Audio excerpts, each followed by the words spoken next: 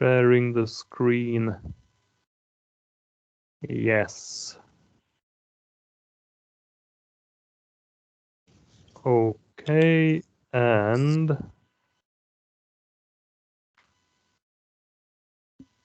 can you see the slide now? Yes. Yes. Right. Okay, great. So, Aisha just wrote in the chat that she is having trouble to join and she's asking you to call her again. okay, just a second. So,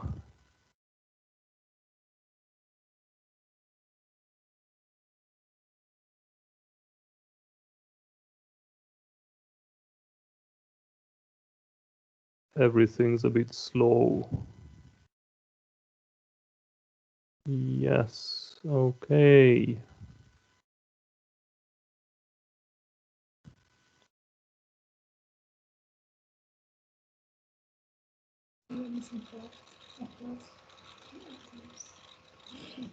That's that.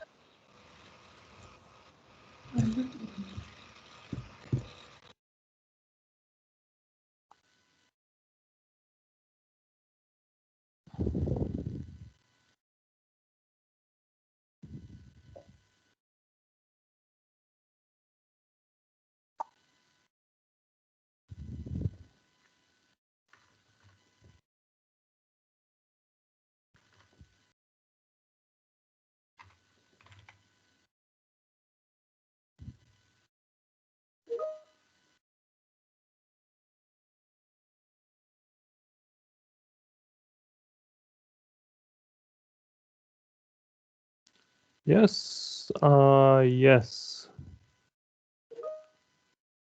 Okay, are you here?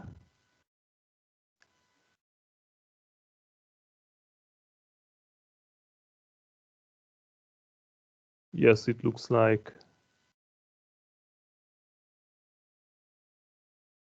Okay, yeah, right. Yes, she is. Great, great. Okay, back to screen sharing and the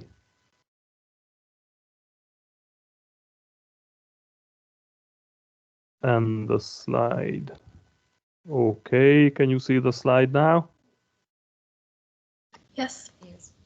Yes. Great.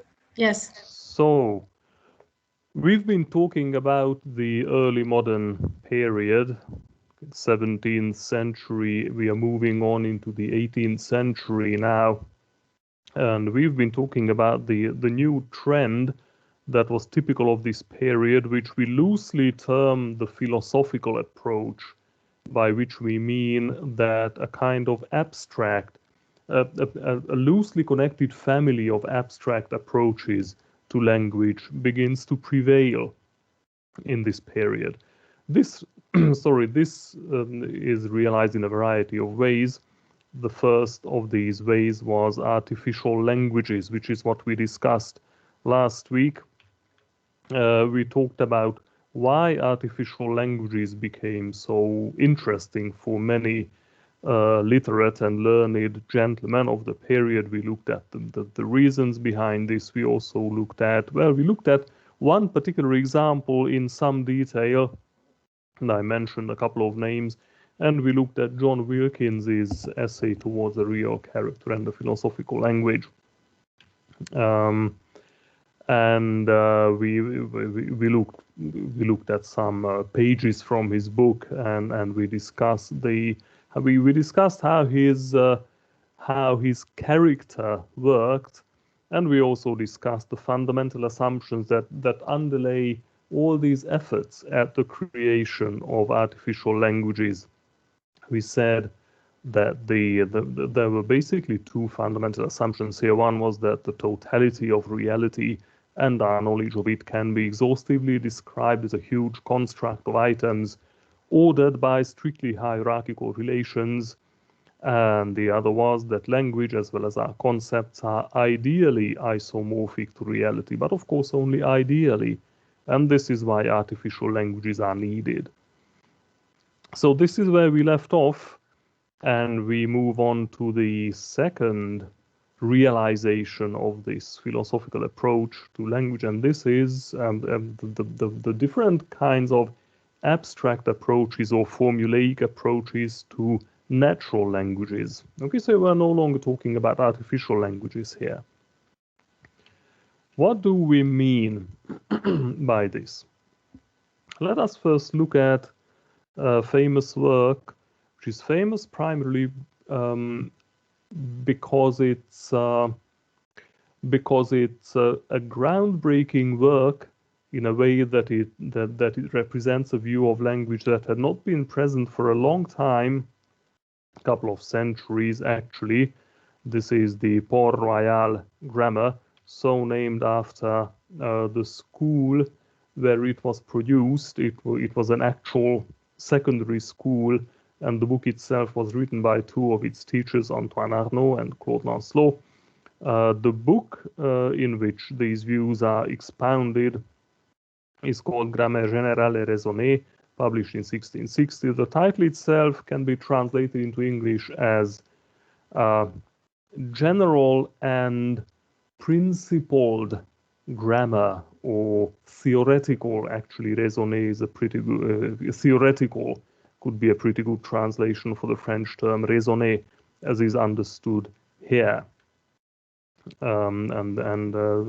One typical example for the way they would argue about points of syntax is represented by this sentence. Is their example: the invisible God created the visible world. This is a sentence. Well, if you look at it superficially, it's a sentence, but they would argue that it's actually an amalgamation of three sentences. Sentence number one is God created the world. Sentence number two is God is invisible. And sentence number three is the world is visible.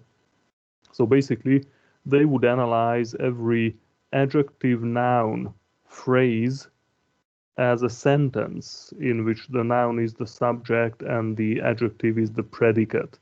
Okay, so this sentence is an amalgamation of three sentences.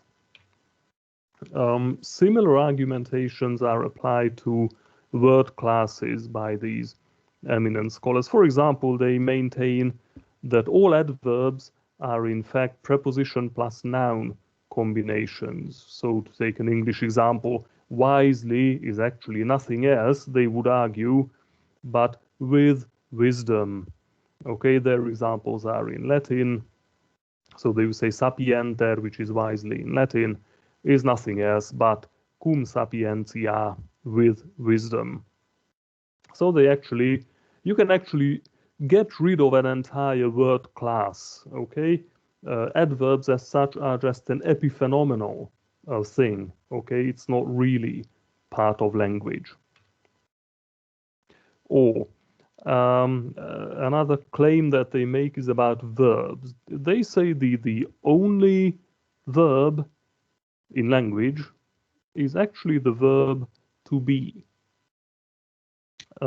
Everything else just looks like a verb, but in fact is not.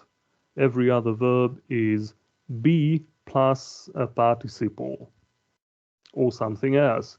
So Peter lives is analyzed by them as something like Peter is living or Peter is alive. Okay, again, their examples are in Latin. Now, interestingly, this idea is actually not theirs originally. It's actually an idea that goes back as far as Aristotle, who says that the only word that actually that encapsulates the very essence of verbness is the verb to be, in its function of connecting two things in the copulative function, like he is Joe. Okay, this is the idea that Port-Royal scholars go back to. Yet another example, again taken from syntax, illustrates the general drive behind many different kinds of analyses that they give for sentence structure. And this is the conflict between reason and use. What is reason and what is use? These are two principles that underlie how language works. And these principles were already explained in antiquity. Again, in general, they are not new to this period. Reason means whatever is systematic, whatever is explainable on a systematic basis in language. That's reason. Whatever can be analyzed in these terms. Use, on the other hand, is what people actually do when they use language, what people actually say, and what people learn when they acquire language. And here is an example that will make it clear what we mean here. This is an example that actually comes from Priscian, and in Priscian it comes from Apollonius Dyskolos. And the problem is the following. In Greek, the verb to flee is feugo, and just like in English, this verb takes an object. Feugo se is I flee you. Now, the question that they posed, the question that they saw as a problem actually is why this verb has an object when that object is obviously not affected. Okay, the prototypical object is something that is affected by the event described by the verb. For example, if I say I hit John, John is obviously affected by my hitting him. Okay, but if I say I flee John, John is not affected by my fleeing. Okay, he may not even be aware that I'm fleeing him. But then why is John an object in the sentence I flee John? So as Priscian asked, why do you say feugo se, I flee you? Why do you have an object here when you are obviously not affected by my fleeing you? And the answer to that question is that there is actually, in some sense, a preposition missing here. So it's an elliptical construction because there's something missing.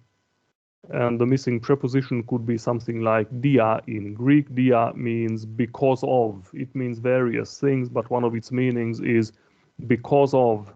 Okay, so in some sense, the construction should be something like feugo dia se.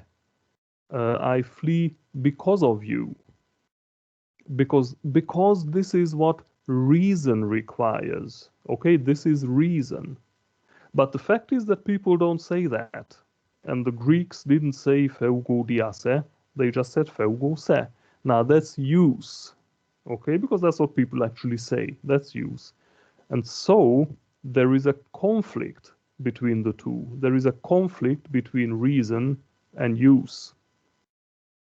Okay. Funnily enough, English is actually an excellent example of this because in English you can say I flee you, but you can also say I flee from you. It's optional. So it's a very nice example of this kind of argumentation, but of course they didn't know English, so they wouldn't refer to it. But this is, as I said, a typical example of how they would discuss issues like ellipsis and how they would argue that this is actually, like I said, a conflict between reason and use. Okay, so much very briefly about abstract approaches to syntax. There's a lot that could be said here, but we need to move on. Abstract approaches were also applied to the lower levels of language, like sounds, syllables, word forms, and roots. One example that I want to show you here is actually a chart that comes from the work of a German scholar of the 17th century, which I have here. This chart actually represents German words.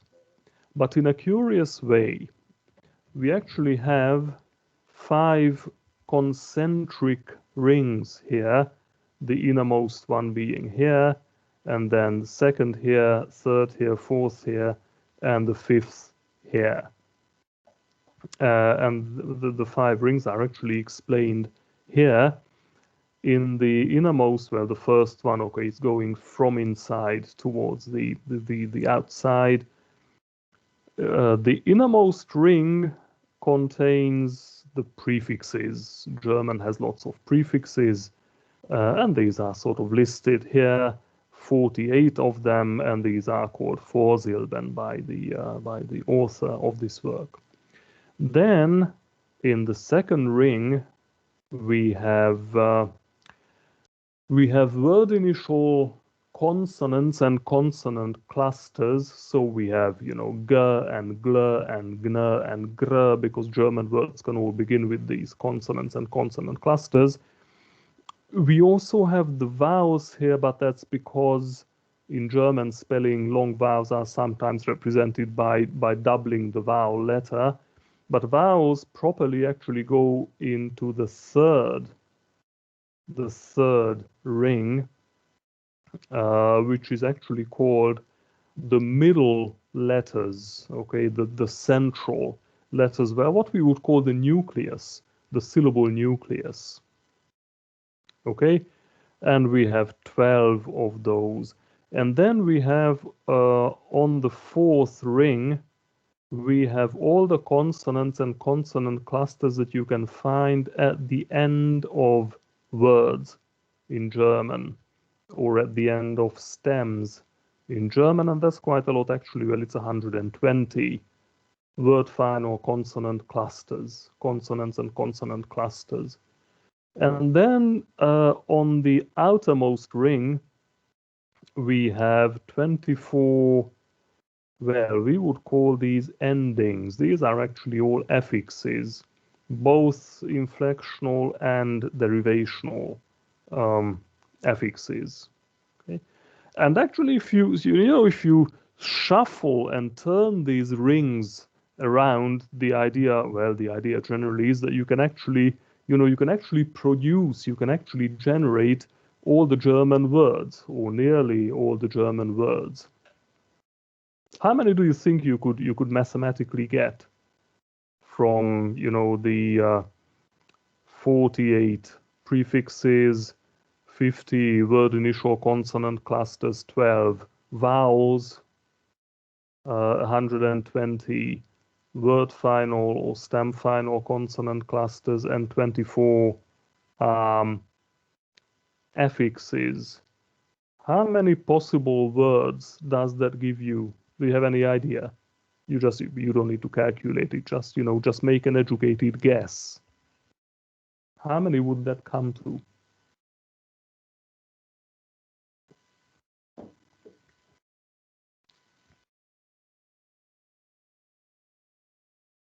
It's an awful lot. I calculated it once, and I don't remember the exact figure, but I think it's something like 80 million, which is obviously a lot more.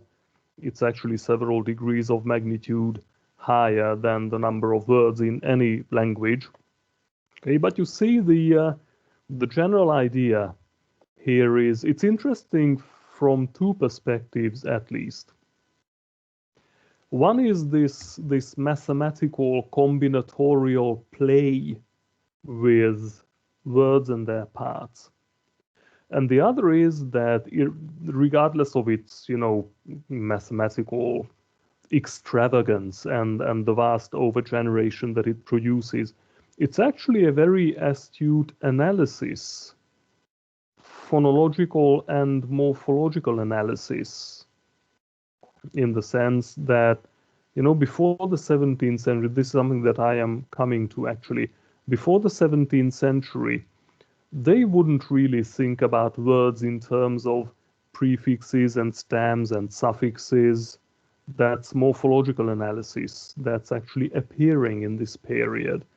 And also the analysis of syllables, because what you have here is Well, obviously, Hasdorfer uses a different terminology, but what you have here is basically the same as syllable onset, syllable nucleus, and syllable coda, by and large. I mean, that's a bit of a simplification, but basically you have the outlines of a phonotactic and a morphological analysis here, if you see what I mean. Okay. Any questions at this point? Is this all clear? If yes, then we are moving on to another extended example, and this is the development of the root notion. The notion of roots later came to be called stems, which is something new in the 17th century. Going back for a moment to the very beginnings, in antiquity and the Middle Ages, there is no concept of root, or there is actually indeed no concept of any morphological structure except prefixes. If you happen to remember, we looked at that brief section from Donatus's grammar, and we saw that what we would now call morphological analysis only included prefixed words and nothing else. So in antiquity and throughout the Middle Ages, words have forms, but word forms have properties, not constituents. Words don't consist of parts. Paradigms, consequently, are collections of forms, and they are not constructed out of parts. And derivational relations are also between words and word forms, and they are not explained in terms of stems and affixes and morphological modifications to words. There is an important term here, and this is the Greek word thema, theme in English. It's very often translated as theme into English. In Latin, they would sometimes translate it as positio, prima positio, first position, which is the specific word form on which others are based. Not in terms of constituency, but in terms of, basically in terms of in what order you list the word forms. So within paradigms, for verbs, it's always the first person singular. The listing of verb forms always begins with the first person singular.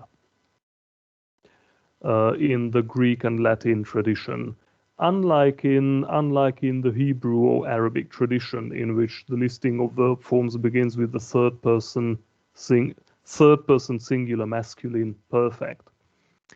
For nouns, it's always the nominative singular. That's always where the list of forms begins.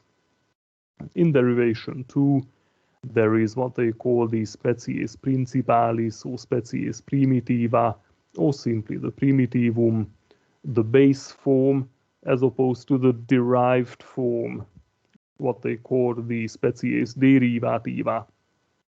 For example, we have mons, which is a hill, mountain, and montanus is the adjective derived from this noun. And if you look at 17th century grammars of the modern European languages, like one of the first grammars of English, Ben Jonson's, he says things like, for example, all variations of verbs hold the accent in the same place as the theme. For example, I animate, thou animatest, etc. Now, what Ben Jonson is saying here is simply that when you inflect a verb, the place of stress doesn't change. You say, I animate, stress on the first syllable, thou animatest, stress still on the first syllable, and so on and so forth. And what he calls the theme is simply the first person singular, because that's where you start listing the verb forms. That's the theme. Okay, another quotation from his grammar: the kind of a word is to know whether the word be a primitive or derivative, as man, love are primitives, manly, lover are derivatives. Okay, so a base form is called a primitive in his terminology. Now, in antiquity and the Middle Ages, there is similarly no concept of suffixation. No concept of suffixation at all. There is the term terminatio, which is occasionally used, but terminatio does not mean an ending in the modern sense of the word. Terminatio means any letter or any sequence of letters at the end of a word, regardless of its morphological status. And this again explains what we find, for example, in Robert Loth's grammar from the 18th century, where he says the English in its substantives has but two different terminations for cases: that of the nominative, which simply expresses the name of the thing, and that of the possessive case.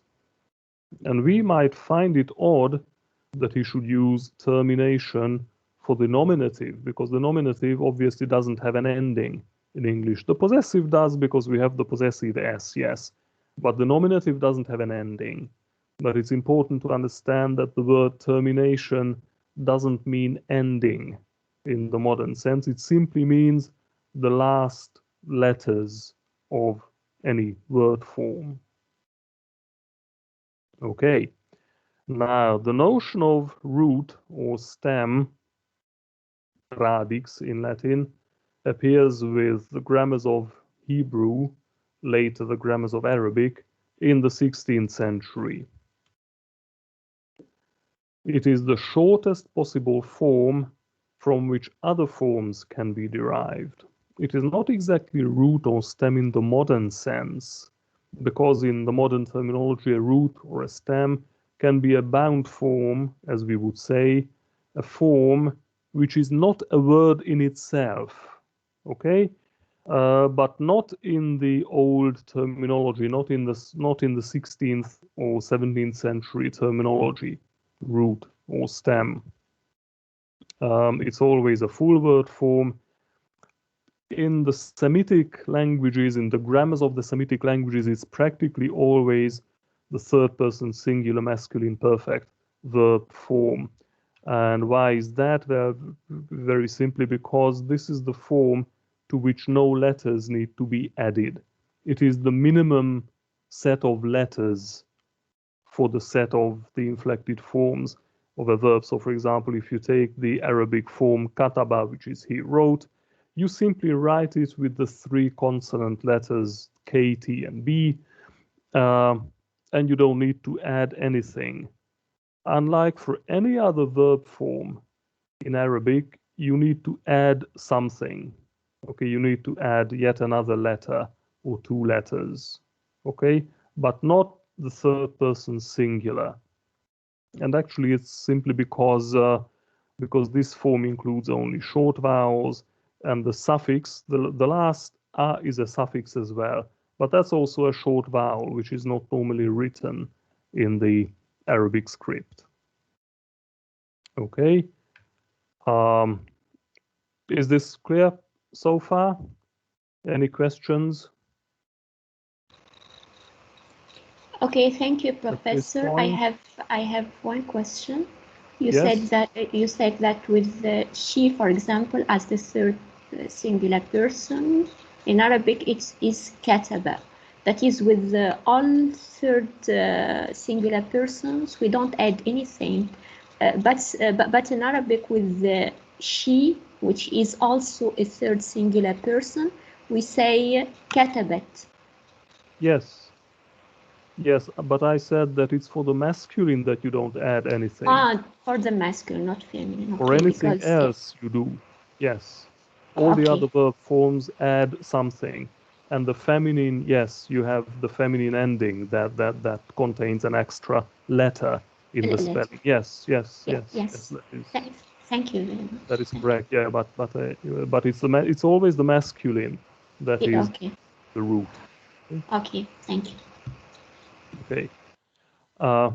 Here's another very important notion that comes from Semitic grammars, grammars of Hebrew, and then a little later grammars of Arabic, and this is the affixed pronoun. We would now call it a clitic pronoun, but at that time they didn't use the term clitic. In Latin, it's called the Pronomen Afixum. And this is, I may actually have mentioned this a little earlier, these are the pronouns that can be added to nouns as well as verbs in the Semitic languages. So if you want to mark possession on a noun or the object of a verb, you add the same clitic pronoun to both nouns and verbs with very minimal variation, but it's basically the same set of forms. Okay, so in classical Arabic, your servant is abduka, and I served you is abattuka. What you add at the end, the clitic is always the same, nearly always the same. And what you have before it is a fully inflected verb form here. Abattu is I served, and the fully inflected noun in the case of a noun, abdu. In this case, we even have the nominative u ending. If it's in the accusative, then it's a different ending. If it's in the genitive, it's a different ending again. But the important thing is that you have these endings which are in a way pronouns, but they are not pronouns in the sense that they could stand alone. They are not free forms. They are always cliticized either to a noun or a verb. Actually, they can also be cliticized to prepositions. And these came to be called in the Latin terminology of the Semitic grammars pronomen affixum, as opposed to the pronomen separatum, the freestanding pronoun, the autonomous pronoun. And as you will have guessed, the term affix itself comes from this term. Okay, it goes back to this term. I also made the point, I think a few weeks ago, that the affix pronouns were very important in the early grammars of Hungarian. These early Hungarian grammarians made a lot of the fact that Hungarian has something that is seemingly very similar. You can actually add the same person marking suffixes to nouns and verbs, a couple of other things, and they were very happy about that. Okay, now the term root was used sporadically and inconsistently. Beginning with the 16th century, we find it every now and then, but not very often. So in the first French grammar, which was actually written by an Englishman in English, he uses the term in this odd way. He's talking about French verbs, and he says his three chief roots, that is to say his theme, his preterite participle, and his present infinitive. Je parle, j'ai parlé, parler. So he calls all these three forms roots. Okay, very different use from both the older tradition and the later terminological practice. Here's another example from Ben Jonson's grammar. He says, child formeth the plural by adding a besides the root. For we say not children, which according to the rule given before is the right formation, but children, because the sound is more pleasant to the ears. Okay, so he uses the term root here. Yet another point where this term is used, and I will come back to why this is important. Charles Butler, in his own English grammar, still from the 17th century, says the single consonant, he's talking about hyphenation. Okay? The single consonant goes with the preceding vowel in enamel, inordinate, uneasy, needeth, hearing. For letters joined in the root must not be parted in the branches. What he's actually talking about is spelling. Okay, hyphenation as a spelling issue. Right. Continental developments. Okay, I've given you a few English examples, and we will come back to English examples later, but just a few words about what happened on German soil in the first place.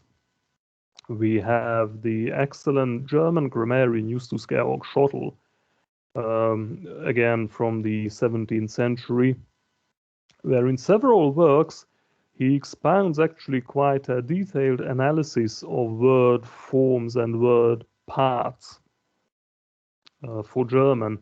He actually distinguishes three parts of words. One is what corresponds roughly to what we would call an absolute stem, another kind of unit that roughly corresponds to what we would call a derivational suffix, and yet another kind of part of a word that would correspond to the inflectional suffix. Yet another German gentleman from the 18th century also analyzes words and explains their parts and relations, and he makes a very interesting distinction between two different senses of a root. And he distinguishes these terminologically as Grundsilbe versus Stammwort. And his example, one of his examples is the following. You take the verb erröten, which is to blush. It actually literally means to go red, like you go red in the face. Okay. He explains that this word, of course, has both Grundsilbe kind of root and the Stammwort kind of root. Now, in the first sense, you get the root simply by removing the prefix. This er at the beginning is a prefix. It's very frequent. Lots of German words have this prefix. And you also remove the suffix. The en is also a suffix. That's just the infinitive suffix in German. So you cut off both the prefix and the suffix, and you end up with röt. So that's the Grundsilbe. But then this is not really a word. Well, at least in standard German, or I guess in many varieties of German, this would not be a word in itself. Maybe in some varieties it is, but in his variety it wasn't. But what is a word in itself, a free form, is rot, the adjective meaning red. Okay, it's also etymologically connected to English red, of course, but this is the free form, the actual word that morphologically as well as historically underlies erröten. So he calls this the Stammwort. Okay, the root word. This is interesting because it's actually quite an astute morphological and etymological analysis for the 18th century. Not many grammarians would make these fine sort of distinctions, but Metzger was a guy who did that. Okay, now the notion of root crops up in various approaches in this period, the 17th and 18th centuries. By and large, it is found in practical applications versus speculative approaches, two very different approaches to language. Practical applications involve the notion of a root as a descriptive device, a notion that makes it easier to arrange explanations of word forms, to analyze paradigms, to analyze the variety that you see in forms of words. And it also may prove very useful in recommendations for spelling. Now, the spelling of European languages was just beginning to be standardized in this period. Modern standards of how European languages are written were formed very slowly in this period. And in the case of several languages, among them German, among them English, among them Hungarian, many others, one of the chief ideas that sort of emerged in this period was a kind of morphological consistency. Okay, think of the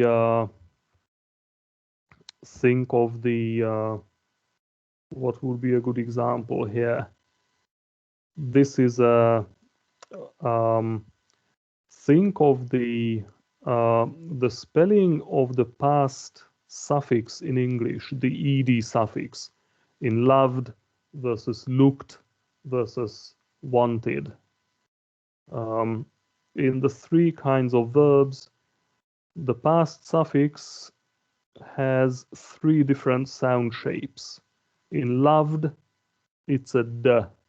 In looked, it's a t, a voiceless stop. In wanted, it's id. But it's written in the same way, because English spelling tries, well, at least at this point, it tries to maintain the consistency. It tries to indicate that it's the same thing, really, even though it sounds in three different ways. Okay, now this is not about roots, this is about an affix in this case. Same about the S in English. But this is applied to roots in the spelling of many languages. And also, if you think of the if you think of the recommendations that Butler made for hyphenation, he makes a point of saying, okay, one consonant would otherwise go with the second bit, the second part of the word, but not if it belongs to the root. Needeth should be hyphenated after the D. Hearing should be hyphenated after the R, because you want to keep the root together. You don't want to cut the root into two and sort of shunt the last consonant to the next line in, printing and writing. So this is what I mean when I'm talking about the practical applications of the root notion as a descriptive device, which is very handy in the description of many languages, and as a device included in recommendations for how spelling should be standardized and how, printing should work. Now, the practical applications of this idea are based on an empirical root notion. In all these cases, the root is something that is very obvious in the sense that it's an actual word form, or it's a very obvious part of a word, even if it's not a free form in itself. Now, the speculative approaches soon become very different. The speculative approaches sort of run away in very unexpected directions, and they soon become very abstract. This is why I'm talking about them in this context now. Okay, we are talking about abstract approaches to language. So, for example, beginning in the 17th century, some people begin explaining language on the basis of a very small set of putative prehistoric roots. For example, some people got it into their heads that all language could be explained on the basis of one consonant, one vowel combinations of 4 consonants and 4 vowels. So, for example, there was this German scholar of the 17th century, Philipp von Zesen, who explained the German language and the entire vocabulary of the German language on the basis of a couple of such CV combinations like lu and pa and ka and a few others. Okay, but it's only 4 consonants, 4 vowels. That gives you 16 combinations and not more than that. But he would derive the vocabulary from these. These were very popular actually in this period, especially in the 18th century. These approaches became very popular. And here is a prime example coming from England, and it's actually the late 18th century, moving on into the 19th century. Horntuk, who was a celebrated literary gentleman of this period. He wrote an awful lot. He knew a lot of languages, but the way he discusses languages is actually very typical of this period, very typical of this kind of speculative approach. His famous work on language is called The Diversions of Purley. He wrote 3 volumes, but he never published the 3rd one. Actually, he's said to have destroyed it, but we have the first 2 volumes. And here is an example of how he does an etymological analysis in this work.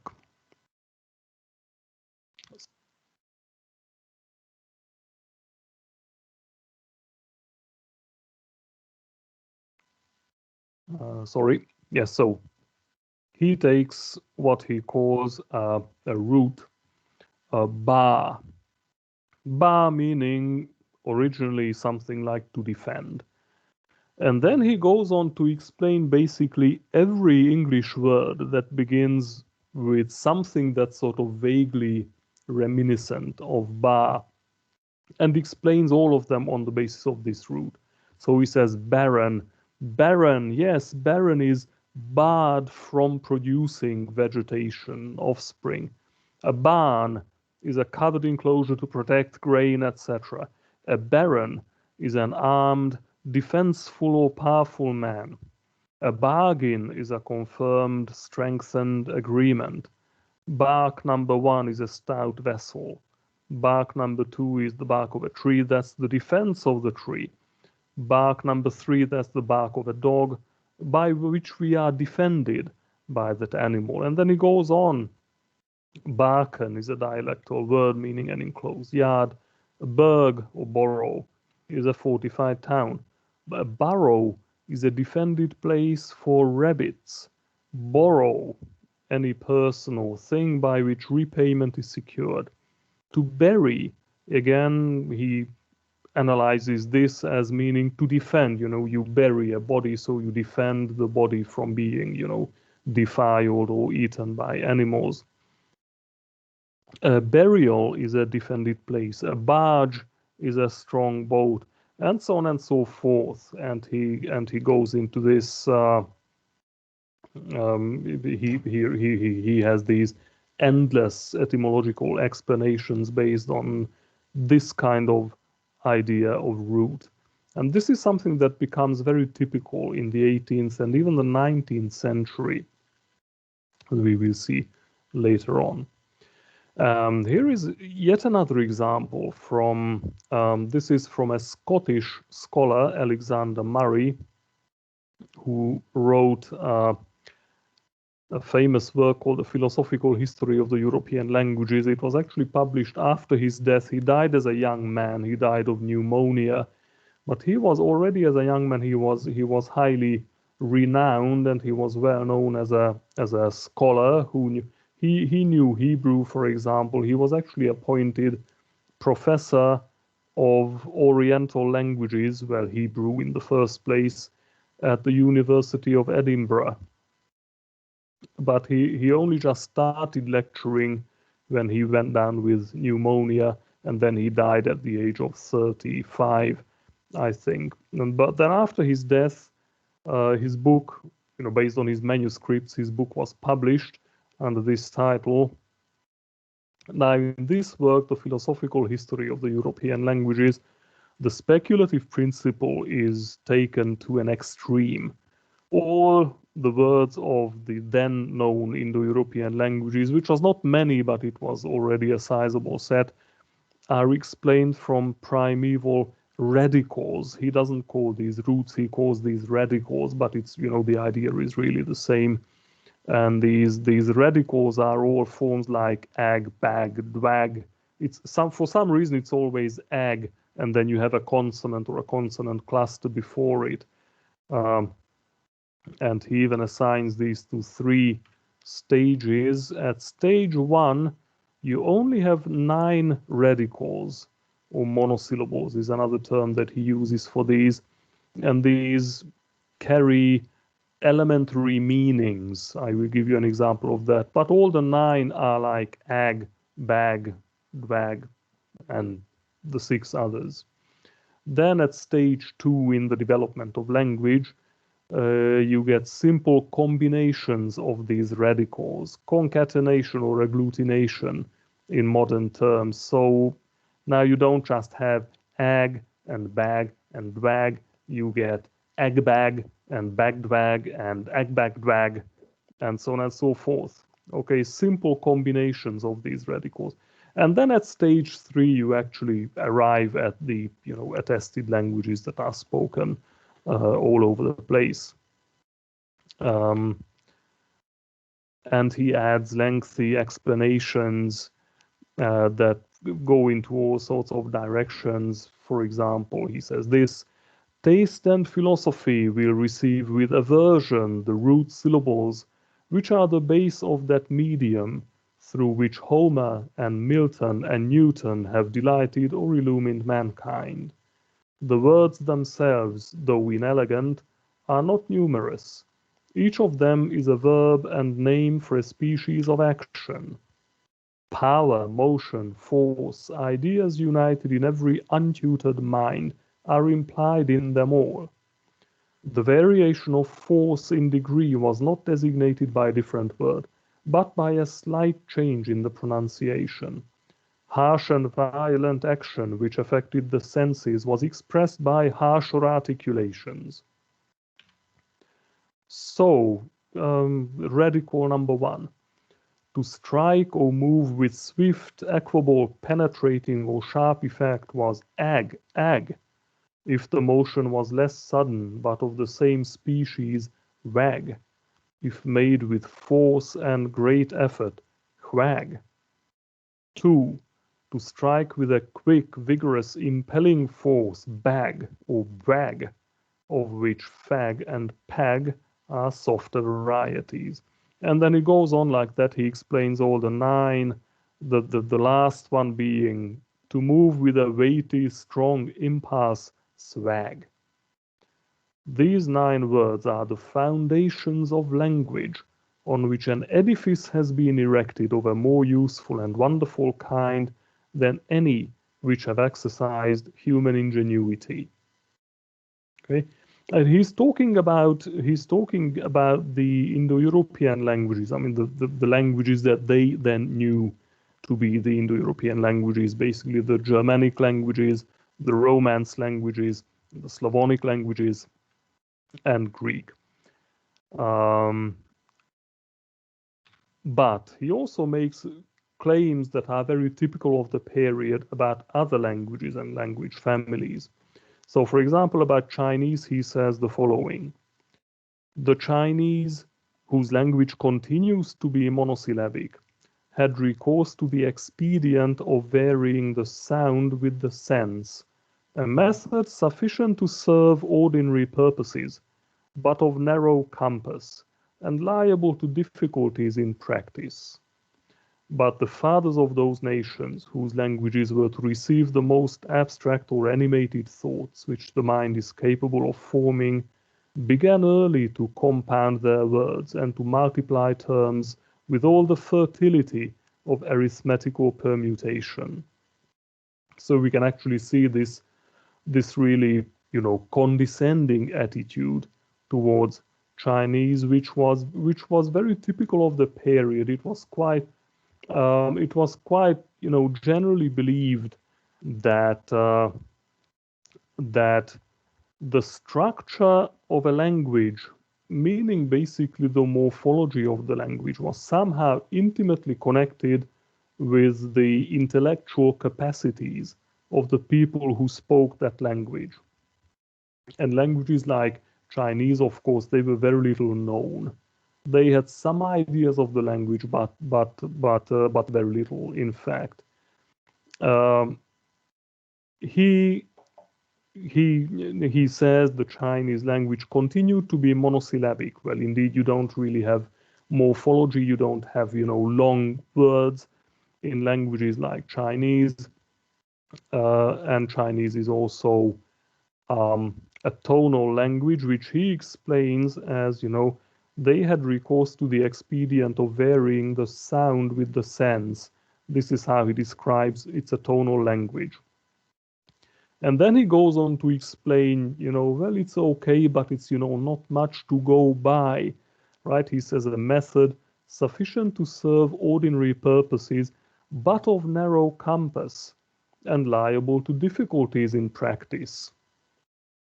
I don't know how he got the idea that it's liable to difficulties in practice, but anyhow, there it is. This is how he talks about the Chinese language. And as I said, of course, we all know that this is deeply erroneous and misguided, either as an explanation of the properties of the language, or as, an explanation of the idea that the morphological structure of a language, the length of its words, is somehow connected to the intellectual achievements of the people who speak that language. Of course, we all know now that all of that is an absolute misunderstanding, but it has to be seen that in the 18th, even in the 19th centuries, this idea was really widespread. It was really widespread. It was generally believed that the structure of a language and the intellectual achievements of the people who speak that language are somehow intimately connected. Okay, and I will finish with a brief discussion of affixes here. Okay, so far so good. We've been talking about roots and what is, the lexical essence of word forms, but then where do affixes come from? That's also a question that they asked in this period. One possible answer, which was also endorsed by Murray, was that affixes are degraded roots that became attachments to other roots and lost their autonomy. And actually, in this period, it was already common knowledge among those who thought about language that some affixes are indeed related to words. As we all know, in English, the suffix, the ly suffix, is historically related to like. The suffix dom is historically related to the noun doom. The ship suffix, as in friendship, is historically related to shape, and so on and so forth. It's quite a general phenomenon in human languages. But more importantly, or more generally, it was an idea that can be traced back to Renaissance times, actually, that languages did not have affixes a long time ago. For some reason, it was believed that languages that were spoken a long time ago can't have had suffixes. They must have been simpler. They can't have had suffixes because having suffixes is already a developed stage in the history of a language. Now, the suffix coming from word idea is often right. Yes, we know that. But it was developed into a general explanatory principle without a sound methodology at this time, about 200 years ago. This is an attitude that's called agglutination theory by Bertolt Delbrück, a famous 19th century linguist, German linguist, and a historian of linguistics. Now, the legitimate cases, as you know, are studied under the rubric grammaticalization. We call these cases of grammaticalization. But this was a very general explanatory principle around the turn of the 19th century. Okay, and this is where I will stop now, and this is where we shall continue next week. We'll be talking about theories of the origins of language. We have actually touched upon the origins of language in the last 20 minutes or so. This is where we shall move on. Any questions? Is there anything that was unclear?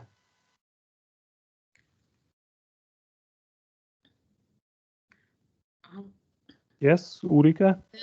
There's just one thing which is not quite clear to me. This is what you talked about, this whole, well, kind of etymology thing of bar, this whole work group. But now that they thought that words beginning with bar are somehow related and relate this to the word defend. Well, this, okay, we can explain this, but how did they come to think that words such as bury can be related to this too? I mean, they were spelled differently and pronounced totally differently.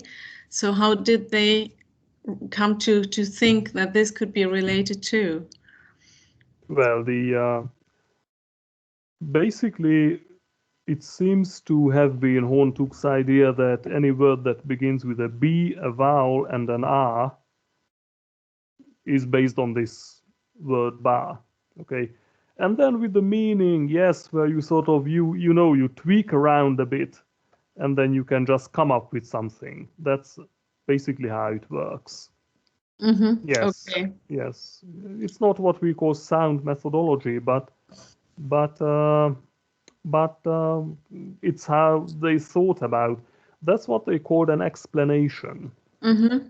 Okay. So was it basically bound to this notion of the root where the vowel can change and the rest stays? Yes, the vowel was seen as something that can be unstable, but it sort of makes sense because if you think of, whether it's English or German, you do very often have vowel variation, but no consonant variation. You have foot, feet. Well, what happened to the vowel? It has changed, and then yeah. Of course, with upload you have it too. That's true. Yeah. Mm. You have ablaut, you have umlaut. Well, the vowel varies. Consonants vary much less. That's true. Okay, thank you. This makes sense.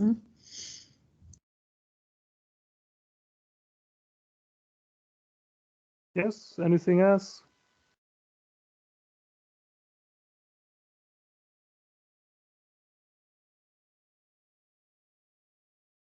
No questions?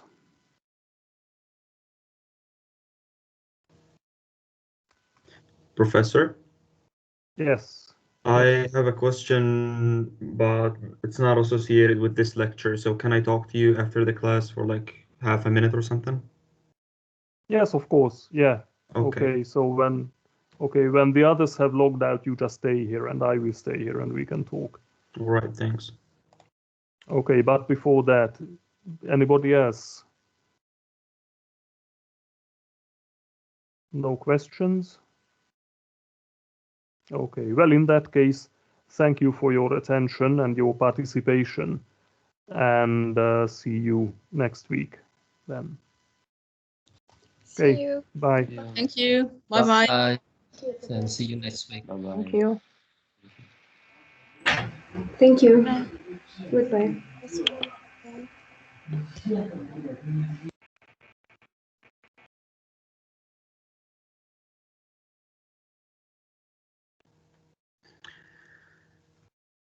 Professor, I hope you're doing fine after this class, after the break, the long break.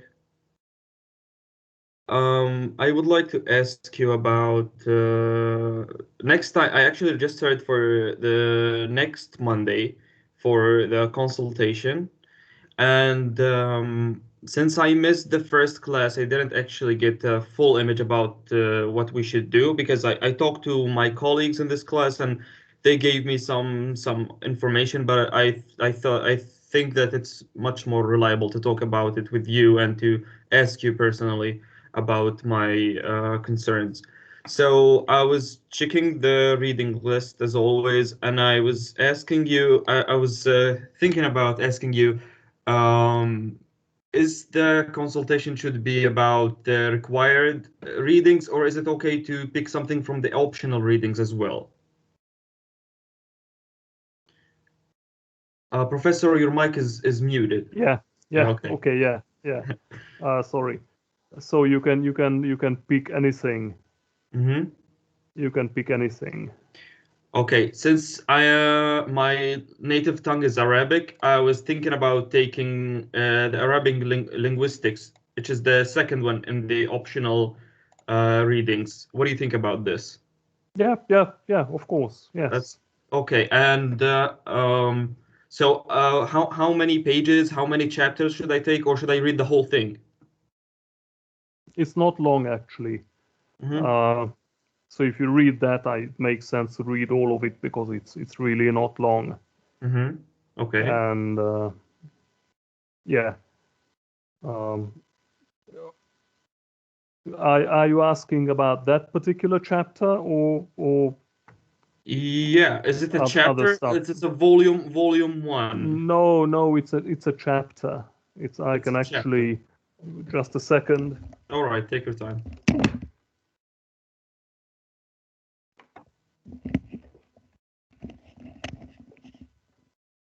I can actually this is the book. Mm-hmm. And it's it's only 20 pages. Oh, that's good. It's short, but if you look at this volume, there's you may find other stuff that interests you in it. Mm-hmm. Okay. Mm-hmm. It has chapters on the Eastern traditions of linguistics. Mm-hmm. So you have Arabic linguistics, you have Hebrew, Chinese, Indian, and the ancient Near East. Mm-hmm. Which is not really much because you don't have very much there, but the Chinese chapter, the Indian chapter, the Hebrew and the Arabic chapters are interesting. Mm-hmm. I will explore the whole book for my own interest. If I find something more interesting, I will. If I change my mind, I will email you like before ahead of time. But for now, I'm actually considering the Arabic linguistics, Yep. since maybe I can enrich the content more, maybe less. I don't know. I will do my best because I'm interested. And second of all, how is it gonna be like the consultation? Is it gonna be like answering your questions, or is it just a conversation or a discussion about the book itself?